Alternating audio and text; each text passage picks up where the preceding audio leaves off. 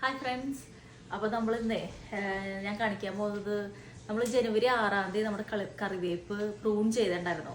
അപ്പോൾ കുറേ പേർക്ക് അന്ന് സംശയമുണ്ട്, കുറേ ആൾക്കാർക്ക് സംശയമുണ്ട് നമ്മൾ കറിവേപ്പിന് എങ്ങനെയാണ് ബ്രാഞ്ചുകൾ വരുന്നതെന്ന്. അപ്പോൾ പ്രൂൺ ചെയ്യണം എന്ന് എല്ലാത്തിലും പറയാറുണ്ട്. അപ്പോൾ എൻ്റെ കറിവേപ്പിന് ഇപ്പോൾ പുതിയ ബ്രാഞ്ചുകൾ വന്നു തുടങ്ങിയിട്ടുണ്ട്.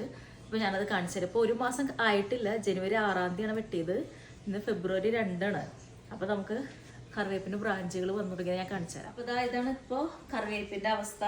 അപ്പോൾ നമ്മളത് താഴേന്നും വെട്ടിക്കളഞ്ഞിട്ടുണ്ടായിരുന്നു, മേളിൽ നിന്നും വെട്ടിക്കളഞ്ഞിട്ടുണ്ട്. അപ്പോൾ അതേ കുറേ ബ്രാഞ്ചുകൾ വന്നിട്ടുണ്ട് അതിന്. അപ്പോൾ ഈ ഇങ്ങോട്ട് എടുത്തിട്ട് വരട്ടെ. അപ്പോൾ ഈ ഒരു തണ്ടെടുത്ത് ഇതിനകത്താണെങ്കിൽ ശരിക്കും പറഞ്ഞാൽ 5 ബ്രാഞ്ചുകൾ വന്നിട്ടുണ്ടായിരുന്നു. പക്ഷെ അതിൽ 3 എണ്ണമാണ് വലുതായിട്ട് വരുന്നത്. 2 എണ്ണം ഇനി ഇത് വലുതാവില്ല, ഇത് ഇനി പോവുള്ളൂ. ഈ 3 എണ്ണമാണ് വലുതായി വരുന്നത്. അതുപോലെ ഇവിടെയും കാണാം 5 എണ്ണം വന്നതിൽ 3 എണ്ണം വലുതാവുന്നുണ്ട്. ഈ 2 എണ്ണം ഇനി അത് വലുതാവില്ല. ഇനി ചെറിയ ബ്രാഞ്ചിൽ 2 എണ്ണം ഉണ്ട്. അതേപോലെ തന്നെ നമ്മൾ താഴേക്ക് നോക്കുമ്പോഴും ഇതിനകത്ത് 2 ബ്രാഞ്ച് ഉണ്ട്. പിന്നെ ഇപ്പുറത്തെ കമ്പിലും 2 ബ്രാഞ്ച് വന്നുകൊണ്ടിരിക്കുന്നുണ്ട്. ഇനി ഈ എല്ലാ ബ്രാഞ്ചുകളും ഇനി വലുതാവും.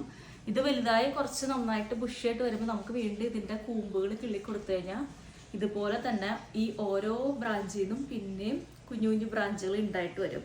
അപ്പോൾ അത് ഞാൻ ഇനി പോകുന്ന വീഡിയോകൾ കാണിച്ചു തരാം.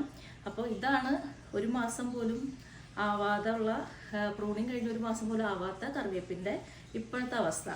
ഇനി ഞാൻ മുന്നോട്ടുള്ള വീഡിയോകളിൽ കൂടുതൽ അപ്ഡേറ്റ് ആയിട്ട് കാണിച്ചു തരാം. അപ്പോൾ നമുക്കിനി വീഡിയോസ് കാണാനായിട്ട് സബ്സ്ക്രൈബ് ചെയ്യാൻ മറക്കരുത്, ലൈക്ക് ചെയ്യണം. അപ്പോൾ ഇനി അടുത്ത വീഡിയോയിൽ കാണാം. ബൈ.